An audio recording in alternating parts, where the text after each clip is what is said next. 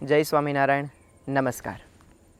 પૂજ્ય ભક્તિસાગર સ્વામીની રસાળ શૈલીમાં આપણે સૌએ ઓમ શાંતિ શાંતિ શાંતિ આ પ્રવચન શ્રેણીના 2 ભાગોને આ ચેનલ ઉપર માણ્યા. પૂજ્ય ભક્તિસાગર સ્વામી પાસેથી ત્રીજા ભાગને માણીએ તે પૂર્વે આપ સૌને વિનંતી છે કે જો આપે આગળના 2 ભાગોનું શ્રવણ ન કર્યું હોય તો સૌપ્રથમ આ ચેનલ ઉપર જઈને અથવા તો આ વિડીયોના ડિસ્ક્રિપ્શન બોક્સની અંદર આપેલી લિંક ઉપર જઈને આપ સૌપ્રથમ તે બંને ભાગોનું શ્રવણ કરશો અને ત્યારબાદ આજના આ ત્રીજા પ્રવચન શ્રેણીના ભાગનું શ્રવણ કરશો. જો આપને આ વાત પસંદ પડે તો વિડીયોને લાઇક કરજો, ચેનલ ઉપર નવા હોય તો ચેનલને સબસ્ક્રાઈબ કરજો અને આપના સગા સ્નેહી મિત્રો સુધી પણ આ વાતને અવશ્ય પહોંચાડજો. માણીએ ઓમ શાંતિ શાંતિ શાંતિ આ વિષયને પૂજ્ય ભક્તિસાગર સ્વામીની રસાળ શૈલીમાં. 22-25 વર્ષનો થાય એને સગાઈ થાય, લગ્ન થાય એટલે પછી જાન લઈને જાય વરરાજો અને બીજા 2 પગ લઈને ઘરે આવે પેલી કન્યાને લઈને. એટલે અત્યાર સુધી 2 પગ હતા, હવે કેટલા પગ થયા? 4 પગ કોને હોય બાળકો? 4 પગ કોને હોય? 4 પગ કોને હોય? પ્રાણીને, જાનવરને. બરાબર બોલ્યો તું. 4 પગ જાનવરને હોય. એટલે એનો અર્થ શું થયો કે જે પરણે એ 2 પગમાંથી મટીને 4 પગો થઈ ગયો. એટલે માનવમાંથી જાનવર કક્ષામાં ચાલ્યો ગયો. આ તમારી વાત નથી કરતો એટલે ખોટું ન લગાડ, તમારી વાત તો પછી કરવાનો છું. આ તો બહારની વાત કરું છું કે માણસ મટીને જાનવર થઈ ગયો. કે સ્વામી આવું બોલાય? કે તમે સાંભળો પહેલાં. જો તમે પરણવા ગયા જ્યારે પણ ત્યારે જાન લઈને ગયા હતા કે નહીં? અને એ વખતે તમે વર બન્યા હતા કે નહીં? 2 છૂટું છૂટું છે એટલે આપણને કંઈ ખબર નથી પડતી. 2 ભેગું કરો, જાન અને વર ભેગું કરો એટલે શું થાય? એટલે ત્યારે જ તમે જાનવર થઈ ગયા છો. એટલે લોકો બોલે છે જો વરઘોડો નીકળ્યો એટલે વર જ ઘોડો થઈ ગયો. હવે વર ઘોડો થઈ ગયો એટલે 4 પગા થઈ ગયા. એટલે માણસમાંથી ગયો, ડિગ્રેડ થયો, એનું અધઃપતન થયું. પછી અમુક સમય જાય પછી બીજા 2 નાના પગ આવે, બાળકનો જન્મ થાય. એટલે હવે ટોટલ કેટલા પગ થયા? 6 પગ. 6 પગ એટલે કરોળીઓ. કરોળીઓ પછી આમ જાળા ગૂંચા કરે, ખૂણે ખાંચરે ગોતે ને એ ગોળ ગોળ બનાવ્યા કરે ને એમાં ફસાય અને બીજાને ફસાવે.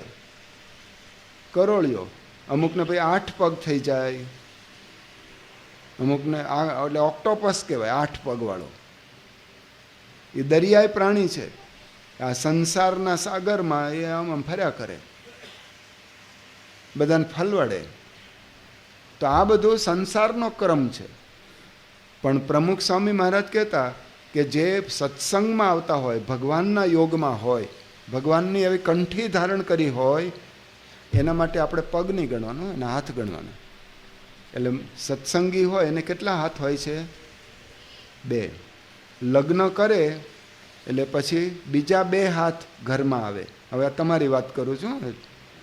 બીજા 2 હાથ ઘરમાં આવ્યા એટલે કેટલા હાથ થયા? એટલે તમે ચતુર્ભુજ બન્યા. ચતુર્ભુજ એટલે લક્ષ્મી અને નારાયણનું સ્વરૂપ. એટલે કે તમારા પત્ની છે ને લક્ષ્મીજી ગણવાના. ગૃહલક્ષ્મી, ધનલક્ષ્મી, શુભલક્ષ્મી.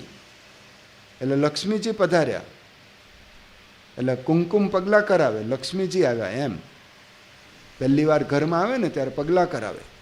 અને તમે ચતુર્ભુજ બન્યા એટલે કે નારાયણ, શંખ, ચક્ર, ગદા અને પદ્મ. લો, તમે જ લક્ષ્મી નારાયણ. પણ આ ભગવાનના યોગમાં રહો તો, નહીં તો પેલી આગળ વાત કરીએ. એટલે પસંદગી તમારી છે. એવા ભલે જુદા હોઈએ આપણે, શરીર જુદા છે, બેના આત્મા એક. એને સંપ કહેવાય. અને સંપ હોય ત્યાં શાંતિ રહે છે. એટલે કે પરિવારમાં આપણે જેટલા સભ્યો હોય, 5 સભ્યો, તો બધા હળી મળીને રહીએ તો જીવનમાં શાંતિ. જો આ કેલેન્ડર પ્રમાણે તમે જુઓ ને તો 7 વાર આવે છે. 7 વારના નામ કોને આવડે છે બાળકોમાં? ચાલ ઊભો થા, બોલ.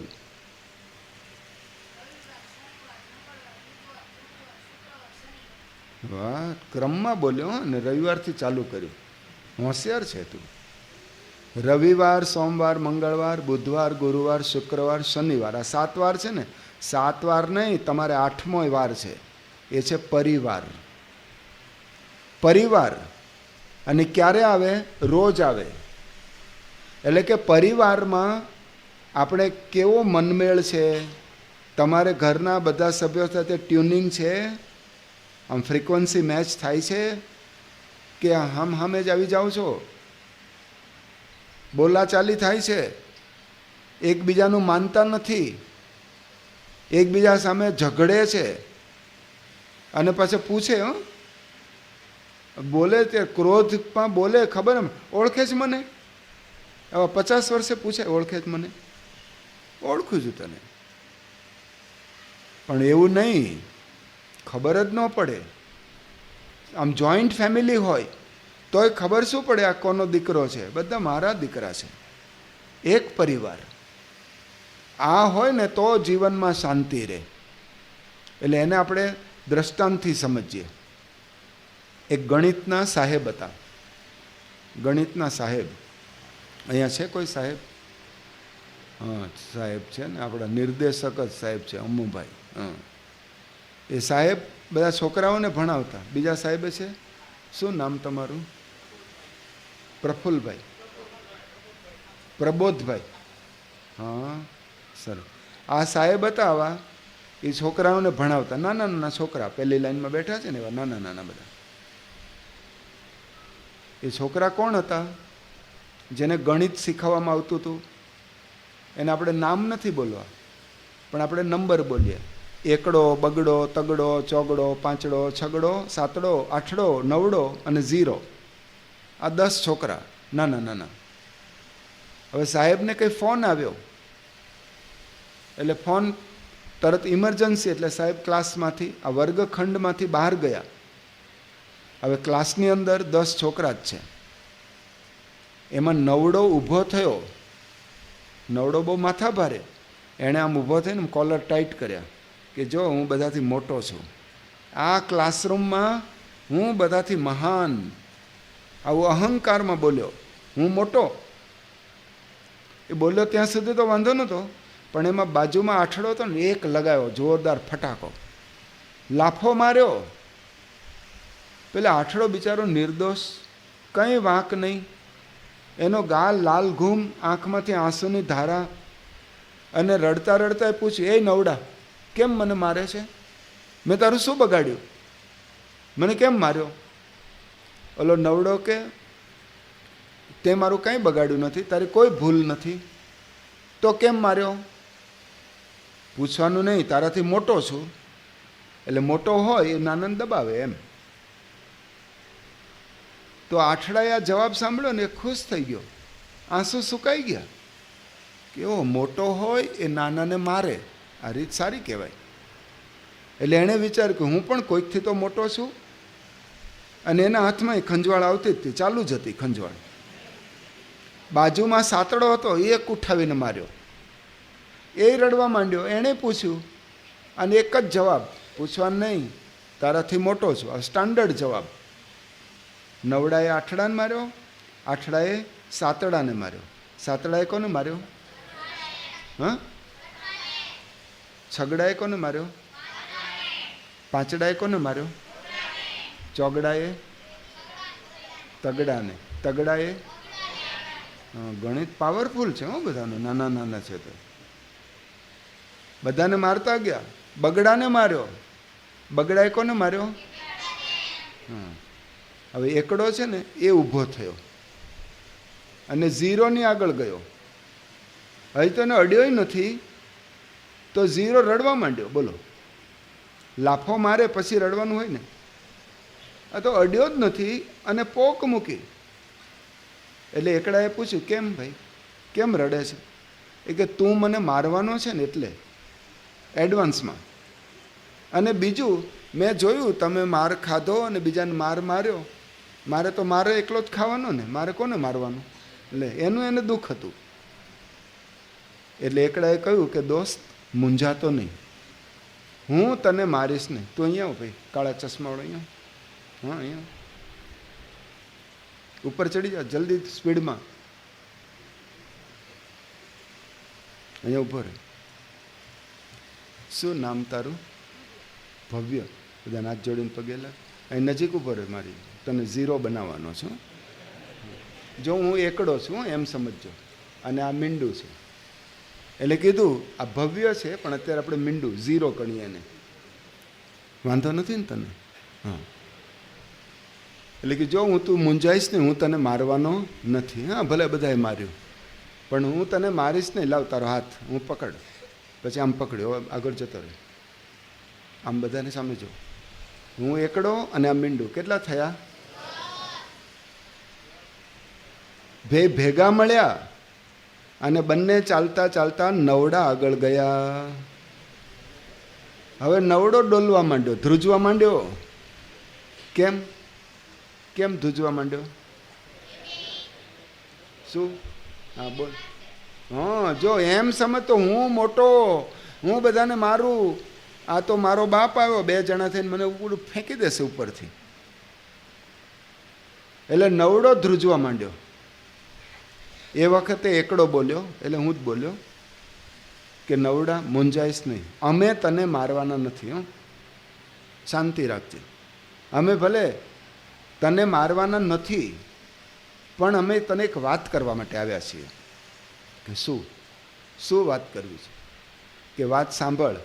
જો અમે જોયું તે શરૂઆત કરી મારવાની આઠડાને, આઠડાએ સાતડાને માર્યો, પણ મેં કંઈક જુદું વિચાર્યું કે મારે આ લોકો કરે એમ નથી કરવું,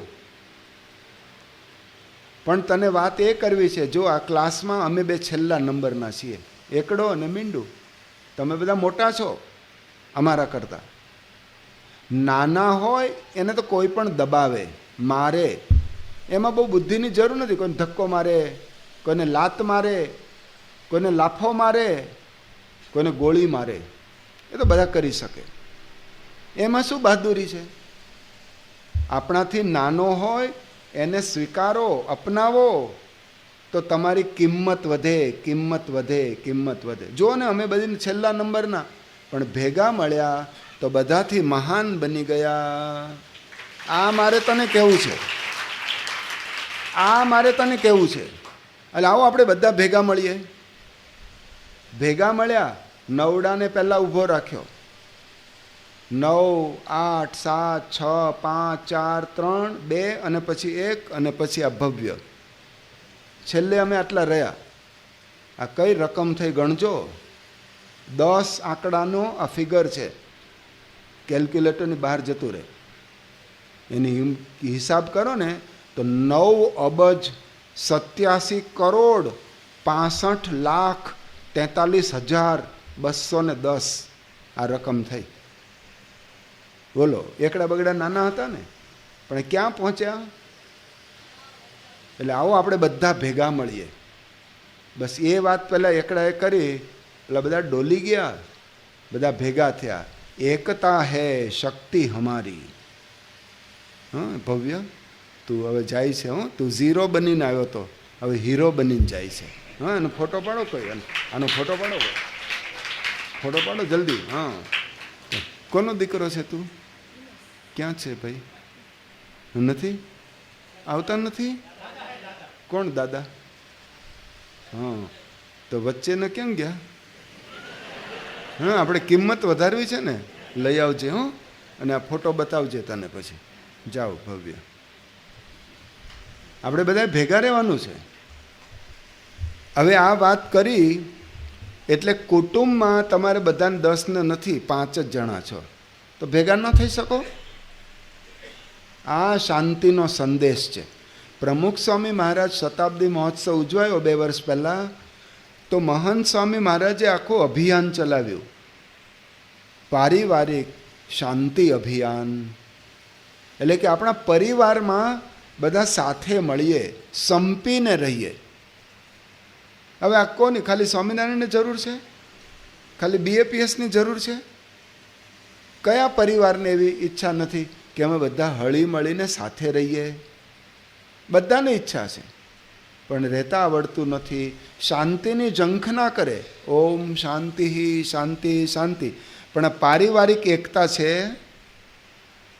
અરે આપણે કેટલાય એવા ઘર જોયા છે, માતા પિતા હોય, જીવંત હોય, અને દીકરા એને તરછોડીને જુદા નોખા રહેતા હોય. આ ઘરડે ઘડપણ એને બિચારાને દેખાતું ના હોય, ચલાતું ના હોય, એની સાર સંભાળ પણ રહે નહીં, પૂછે પણ નહીં કે પપ્પા કંઈક જોઈતું હોય તો કહેજો, આવો આપણે સાથે રહીએ, અમે તમારી સેવા કરશું. એવા બે અક્ષરે બોલે નહીં, મળવાય જાય નહીં. હવે વડીલોની શું જરૂર છે? એને તો 2 જોડી કપડાં અને કંઈક બીમાર હોય તો નાની મોટી દવા, એને ક્યાં બીજા રંગ રાગ છે? પણ આટલું જમવાનું પૂછે નહીં, તમે શું જમો છો?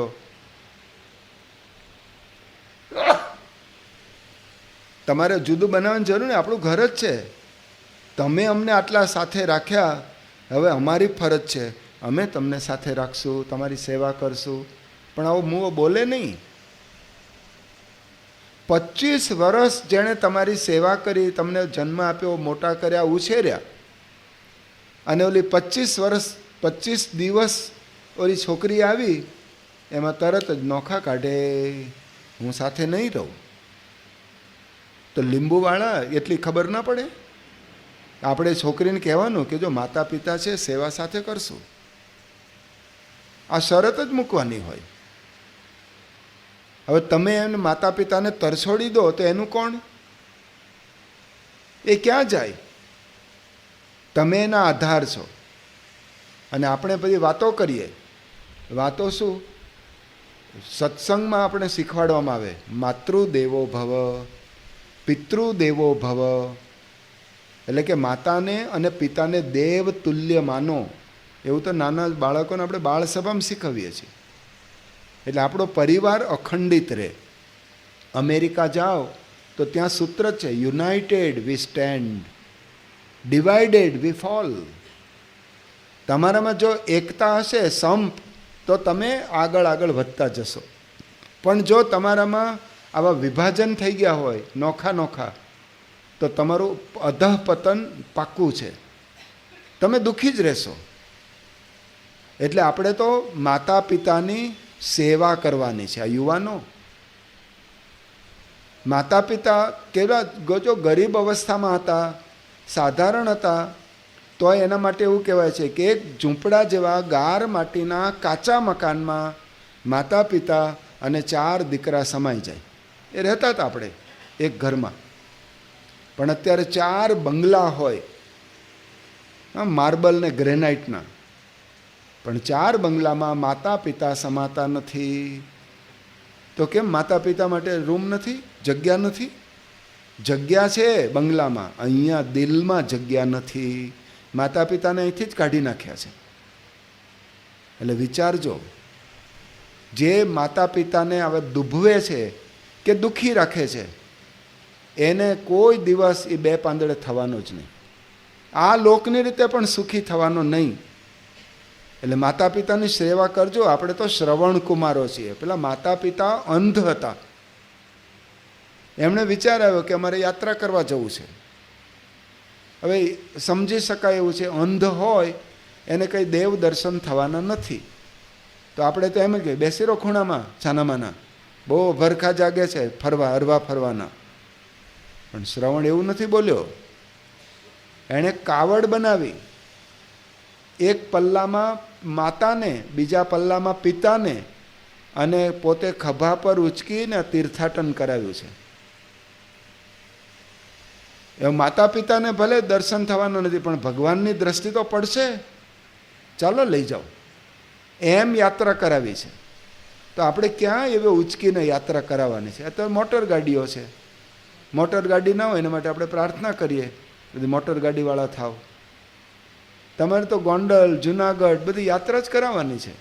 માતા પિતાની સેવા કરો. ભૂલો ભલે બીજું બધું, મા બાપને ભૂલતા નહીં. અગણિત છે ઉપકાર એના, એહ વિસરશો નહીં. એ ભૂલવાનું નથી. આપણે તો જીવતા સેવા કરીએ, અરે કદાચ દેવ થઈ ગયા હોય, એનું મરણ થયું હોય તોય આપણે એની છબી લટકાવીએ છીએ. હા, રણછોડભાઈ આજે આપણે ઘરે જોઈને દાદાને પધરાવ્યા છે. માતા પિતાના ફોટા લટકાવીએ છીએ, એને રોજ વંદના કરીએ છીએ. કેમ? એમની છત્રછાયામાં આપણે મોટા થયા, એમના આશીર્વાદ આપણા પર છે, એમની અમી દ્રષ્ટિથી આપણે તમે અહીંયા પહોંચ્યા, અને હવે એને જ બધું ઉડાડી દેવાના, એનો છેદ કાઢી નાખવાનો. વિચારજો, આ પારિવારિક એકતા એ તમને શાંતિ પમાડશે. એટલે શિવ પુરાણમાં આખ્યાન આપ્યું છે. વિચારજો, આ શ્રાવણ મહિનો ચાલે છે, શિવજીનો મહિનો કહેવાય, એટલે આપણે યાદ કરવા જોઈએ. શંકર ભગવાન અને દેવી પાર્વતી, એને 2 દીકરા, કાર્તિક અને ગણેશ, ગણપતિ, આ 2 દીકરા એમના પરિવારમાં આવ્યા.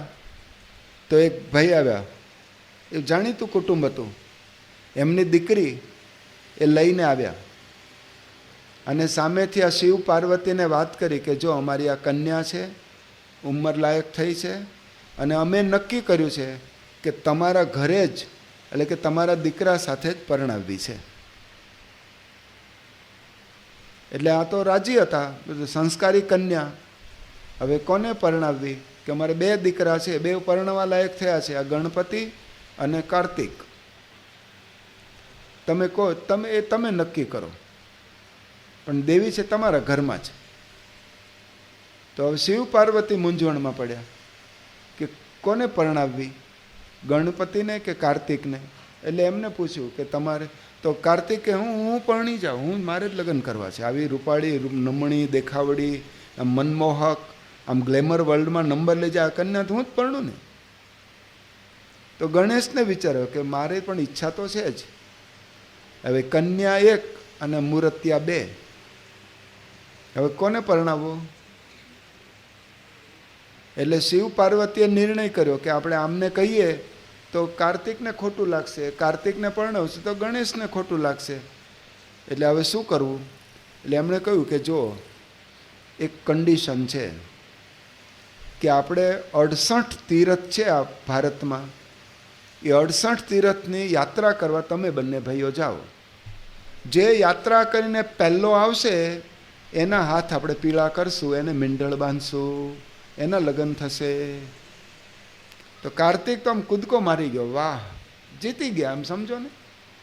કારણ કે મારી પાસે મોર છે, મોર ઉપર બેસીને ઉડું એટલે ફટાફટ 1 તીર્થ, બીજું તીર્થ, ત્રીજું તીર્થ, 68 તીર્થ તો આમ કરીને આવી જઈશ. અને મારું શરીર ઓછું છે, આમ પાતળો છું.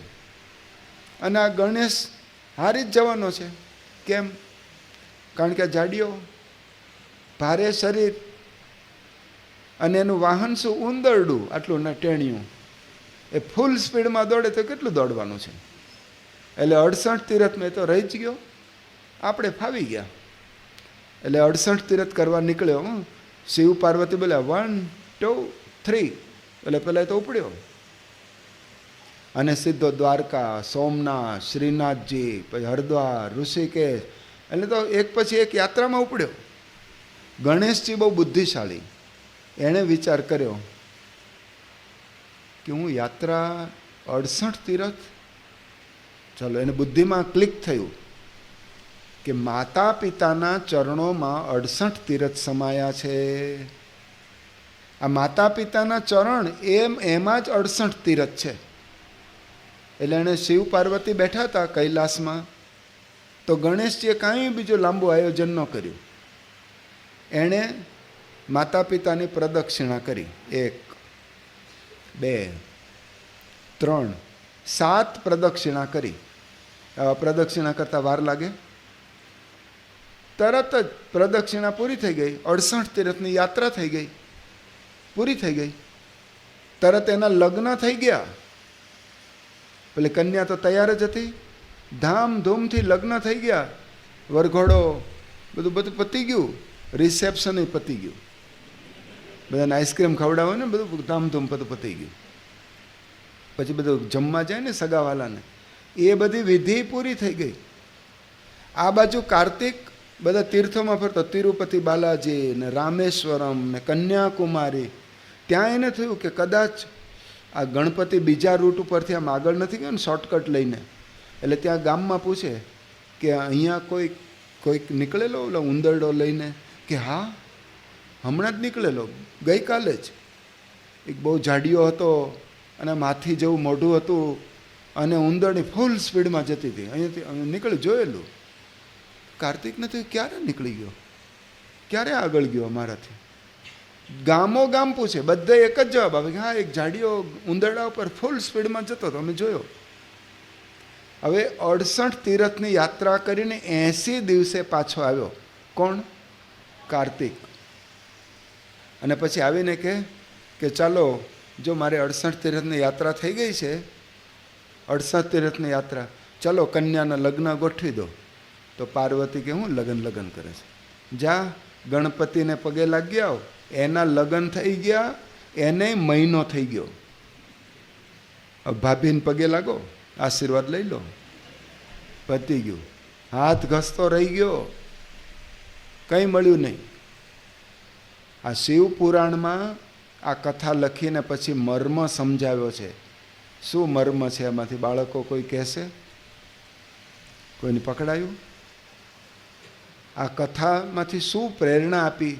આ લગ્ન થયા અને આઈસ્ક્રીમ ખાધો ને એ નહીં, એનો સાર એક વાક્યમાં કોણ બોલશે? હા, ચાલ ઊભો થા. જો આને તાળીનું બહુમાન આપો એને. યાદ રાખજે હો, જીવન પર્યંત. હા, માતા પિતા એ જ 68 તીરથ છે.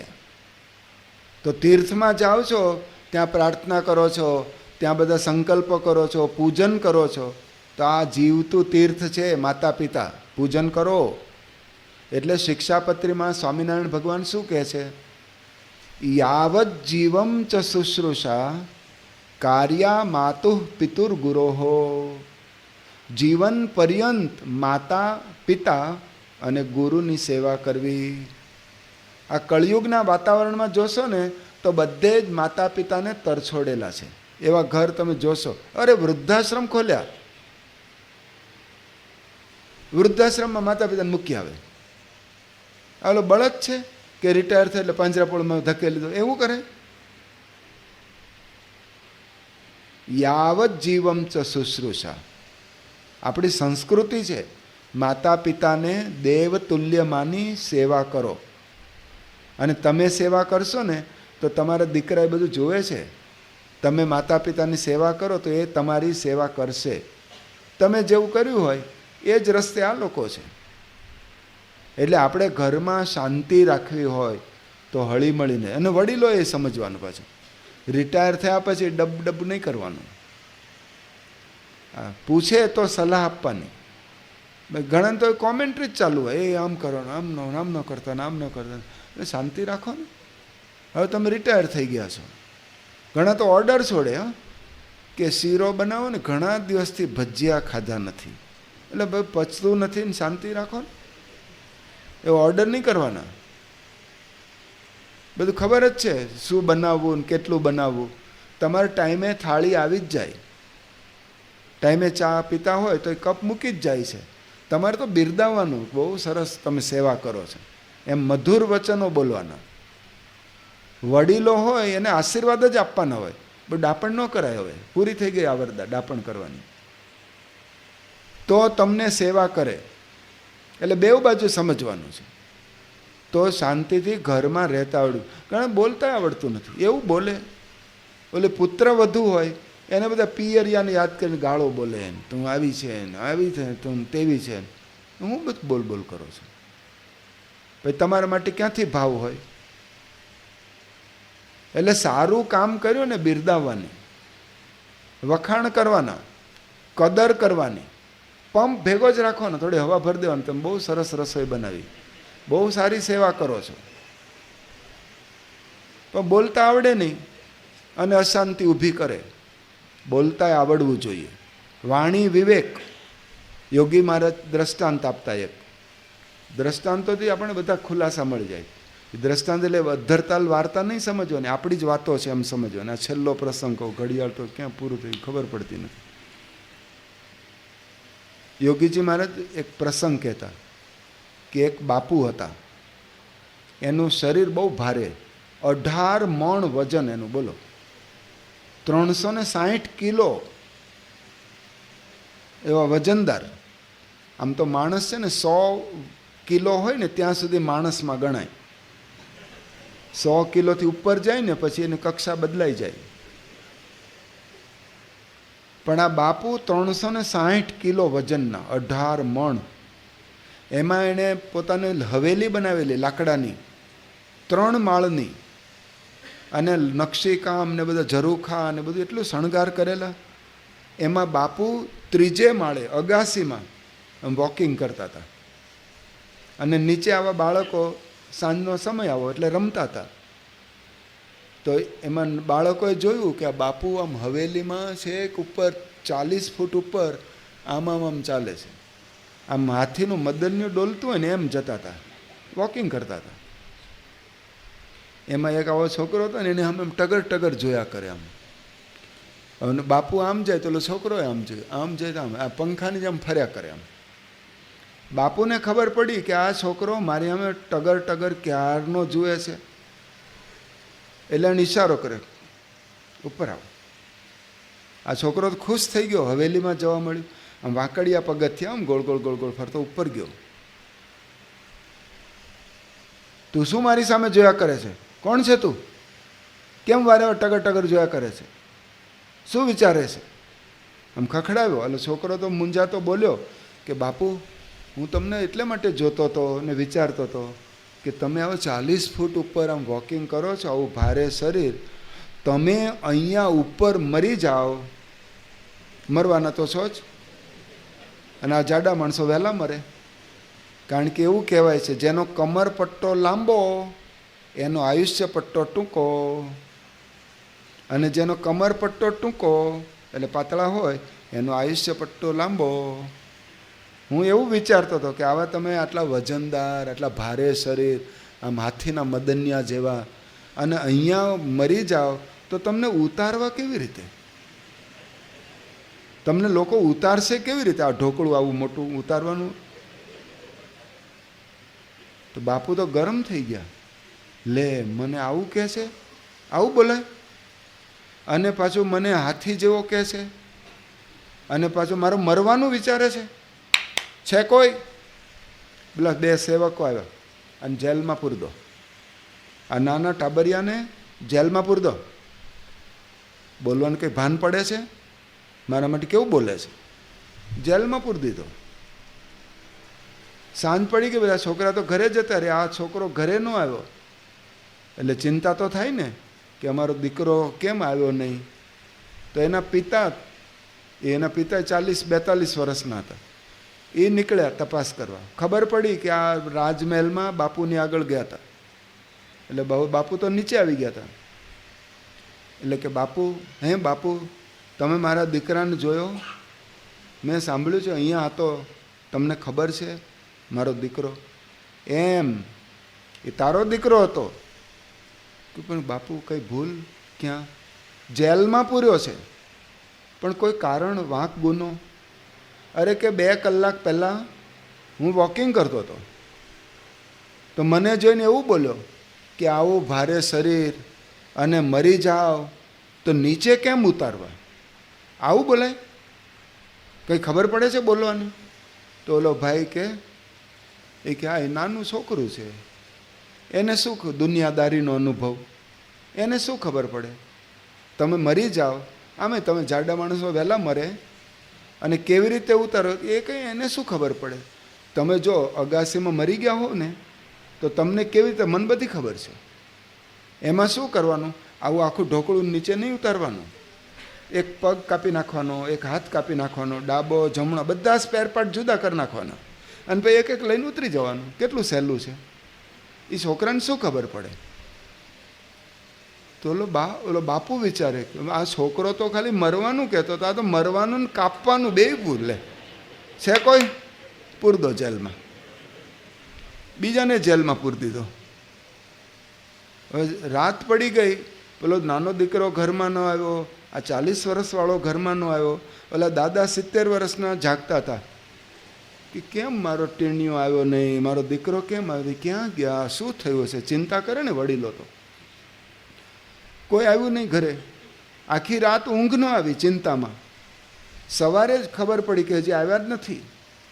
એટલે એ ચશ્મા ચડાવીને લાકડી લઈને નીકળ્યા દાદા.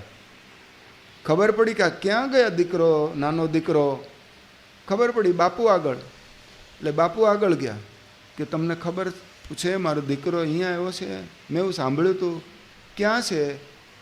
એમ તારો દીકરો હતો. એટલે તારો પણ બાપુ કંઈ ભૂલ, જેલમાં પૂર્યો? કેમ? એ કે જો ને કાલે પેલો નાનું ટેણિયું તારું અગાસીમાં હતો, એ કે મરી જાઓ તો કેમ ઉતારવા, એમાં તારો છોકરો આવ્યો અને એ પાછું એવું કહેતો હતો કે આને કાપીને એક એક હાથ પગ આમ શરીર બધું નીચે ઉતારવાનું. તો આ દાદા બોલ્યા કે હા, એ છોકરાને થોડી ઓછી બુદ્ધિ, એને બોલવાની કંઈ ખબર નથી પડતી, એના દુનિયાનો અનુભવ નથી. એક છોકરાનો બાપ પણ કંઈ બહુ એટલી ગતાગમ નથી. તમે જો અગાસીમાં મરી જાઓ ને, મરવાના જ છો અને અગાસીમાં જ મરવાના છો, તો તમને કપાય, બાપુને કપાય, લાકડા જ અહીંયા મંગાવી લેવાના, ગોઠવી અને એમાં જ આખું ઢોકળું મૂકીને અગ્નિ સંસ્કાર, અગ્નિદાહ આપી દેવાનો. એમાં બહુ લાંબુ વિચારવાનું હોય જ નહીં. આવી માથાકૂટ કોણ કરે? પેલું કરવત મંગાવે ને કાપવાનું, ત્યાં ને ત્યાં ફૂંકી મારવાના તમે. એટલે બાપુ કે આ હવેલી છે કે સ્મશાન? અહીંયા ને અહીંયા પતાવવાની વાત કરે છે. કોઈ જેલમાં પૂરો. એટલે દાદાને જેલમાં પૂર્યા. 3 પેઢી જેલમાં જતી રહી એક જ દિવસે. કેમ? કેમ? બોલતા આવડ્યું નહીં. હવે વચને કા દરિદ્રતા? બોલવામાં સારું જ રાખે. તમે 100 વર્ષના જીવો, તમારું રાજ અખંડ તપે, તમારા રાજમાં અમે લીલા લહેર કરીએ, આવું બોલાય. મરવાનો વિચાર કરે, એને ગમતું નથી, કોઈને ગમતું નથી મરવાનું, આવું ન બોલાય. પણ આ ઘરમાં જ બોલે. હું એટલે વડીલો હોય, આપણે દાદાની વાત નહીં, એટલે પુત્ર વધુ માટે બોલે ક્યાં મરી ગઈ, એટલે જીવવા દે ને. આવું બોલાય. એની પ્રશંસા કરો, કદર કરો, તો ઘરમાં શાંતિ. પરિવારમાં શાંતિ લાવવાની ચાવી તમારા હાથમાં આવી ગઈ હવે, કે મારે શાંતિથી વિવેકી બોલવાનું છે, વાણી વિવેક રાખીને બોલવાનું છે. કોઈ હું બોલું ને ઘરમાં બધાને અજંપો થાય, ઉદ્વેગ થાય, અશાંતિ થાય, એવું મારે ન બોલાય. અરે જુઓ, પ્રમુખ સ્વામી મહારાજ, મહંત સ્વામી મહારાજ, જમવામાં કંઈ ફેર પડ્યો હોય ને તોય સ્વામી એક અક્ષર બોલ્યા નથી. કડવી કાકડી આવી ગઈ હોય, અરે શીરામાં ખાંડની જગ્યાએ ભારોભાર મીઠું નાખ્યું હોય, આવા પ્રસંગો બન્યા તોય સ્વામી એક અક્ષર બોલ્યા નથી. સંતોએ કીધું સ્વામીને કે સ્વામી, આવો શીરો અને આવી કડવી કાકડી, આ દૂધીના બધું આવ્યું ગયું, તમે કંઈ કીધું નહીં. સ્વામી કે એમાં શું કહેવાનું? પછી સંતોએ આગ્રહ કર્યો કે સ્વામી તમે કહો, કેમ બોલ્યા નહીં? સ્વામી કે તમે ભગવાનને થાળ ધરાવ્યો હતો? એ કે હા ધરાવ્યો હતો ને, હરિકૃષ્ણ મહારાજ. તો કે હરિકૃષ્ણ મહારાજ બોલ્યા હતા કે આ કડવી કઢી છે, કે આ શીરોમાં મીઠું છે, એવું હરિકૃષ્ણ મહારાજ બોલ્યા હતા? એ કે ના. તો ભગવાન નથી બોલ્યા તો આપણે શા માટે બોલવું? જોયું? પણ સંતો પાછો આગ્રહ કર્યો કે પણ સ્વામી તમે કહો તો અમને ખબર પડે ને. સ્વામી કે વગર કંઈ ખબર પડી ગઈ કે નહીં તમને? જો મેં કંઈ કીધું તોય તમને ખબર પડી ગઈ કે નહીં કે આ કઢીમાં આવી ગડબડ થઈ છે, કે આ થેપલા કડવી કાકડીના દૂધીના થઈ ગયા છે, કે બોલવાની જરૂર જ શું? કે પણ તમે કહો તો અમને ખબર પડે. સ્વામી કે બોલ્યા વગર ખબર પડી જતી હોય તો બોલવાની શું જરૂર? ઉલટાનો મહિમા સમજાય કે ઓહો કડવી કાકડી તોય દાદા બોલ્યા નહીં. આ ચામાં હું ખાંડ નાખવાની ભૂલી ગઈ તોય ગઈ દાદા બોલ્યા નહીં. તો તમારો મહિમા સમજશે. પણ તમે રકાબી પછાડો ને કપનો ઘા કરો, અમે આટલું તમારા માટે કરીએ, એક હરખી ચાય બનાવતા નથી, આવું ન બોલાય. પ્રેરણા લો આ ગુરુમાંથી, કંઈ બોલવાનું જ નહીં. મૌન. અને બોલવાનું હોય તો સારું જ બોલવાનું. આ તો 12 વર્ષે બાવો બોલે અને કે જાઓ દુકાળ પડશે, એને કહે મૂંગો રહે ને ભાઈ, બોલી બોલીને આવું બોલે છે. એટલે હાવ છેલ્લી વાત કરું, આ કોઈ પણ માણસને વશ કરવાનો એક ઉપાય બતાવે છે ડેલ કાર્નેગી, અમેરિકાનો. How to win difficult people એવું પુસ્તક લખ્યું છે કે આ માણસોને કેવી રીતે વશ કરવા, રાજી કરવા, એણે વાત કરી. હવે તમે સવારે દાઢી કરો છો, હા કિશોરભાઈ, આપણે દાઢી કરીએ ને, અમે આજે કરી હો, પાછું અમે રોજ નથી કરતા, તમે અવારનવાર કરો છો. આ દાઢી કરો તો આમ સીધું રેઝર લગાવીને આમ છોલવા માંડો છો, હે ગિરીશભાઈ? શું કરો દાઢી કરતી વખતે? હા, પહેલાં પલાળવું પડે, પછી સાબુ કે ક્રીમ લગાવો, પછી બરાબર આમ ફીણ જામી જાય, પછી આમ રેઝર મારો ને તરત આમ હથેળી જેવું ચોખ્ખું થઈ જાય, સાફ થઈ જાય. એનો અર્થ શું થયો? કોઈ પણ માણસને મૂંડવો હોય ને તો પહેલાં પલાળવો પડે એમ સીધું રેઝર ન મરાય, લોહી લુહાણ થઈ જશો. એમ પહેલાં પ્રશંસા કરવાની, બિરદાવવાની કે તમે બહુ સારી સેવા કરો છો, અમારી બહુ ધ્યાન રાખો છો, ટાઈમસર રસોઈ પણ બહુ સરસ બનાવો છો. એટલે ભલે ડોલવા માંડે, પલાળ્યું હોય ને એટલે કૂણી પડી ગઈ હોય.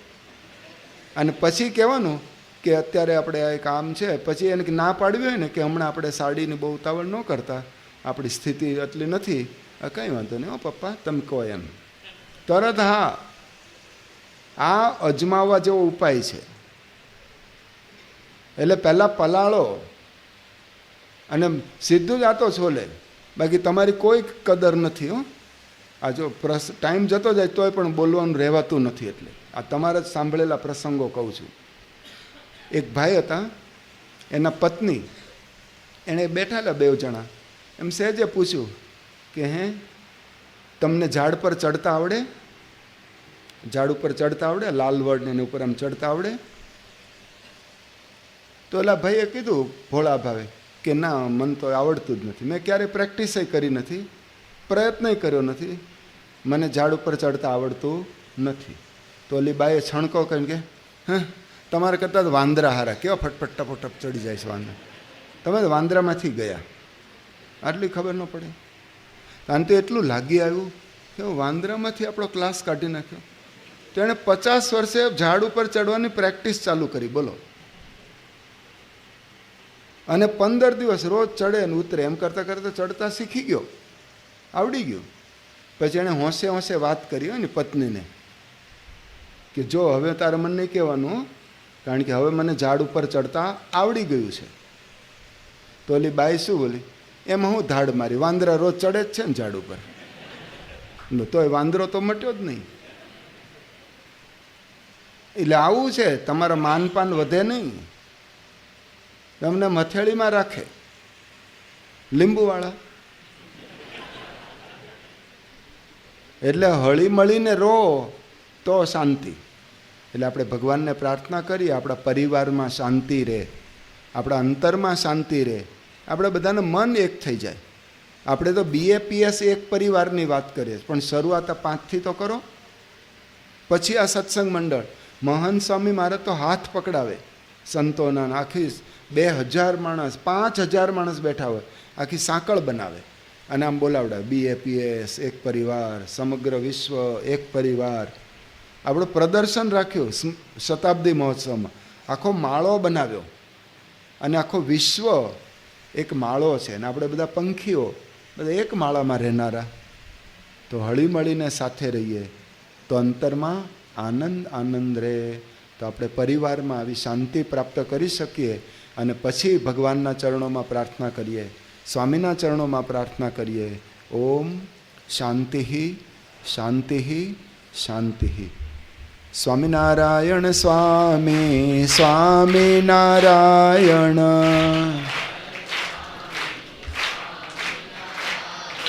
સ્વામિનારાયણ સ્વામી સ્વામિનારાયણ.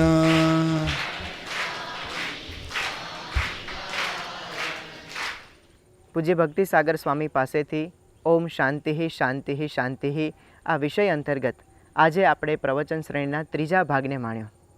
અનુરૂપ સમયાંતરે આ જ વિડીયો શ્રેણીની અંદર આપણને આગળના પ્રવચનનો પણ લાભ પ્રાપ્ત થશે. તો ત્યાં સુધી આપ ચેનલ સાથે સંકળાયેલા રહેજો, જોડાયેલા રહેજો. ચેનલ ઉપર નવા હોય તો સબસ્ક્રાઈબ કરજો. વિડીયો પસંદ પડ્યો હોય તો લાઇક કરજો. આપના સગા સ્નેહી મિત્રો સુધી અવશ્ય પહોંચાડવા માટે વિડીયોને શેર કરજો. મળીએ છીએ આગળની પ્રવચન શ્રેણીમાં. ત્યાં સુધી આપ સર્વને જય સ્વામિનારાયણ.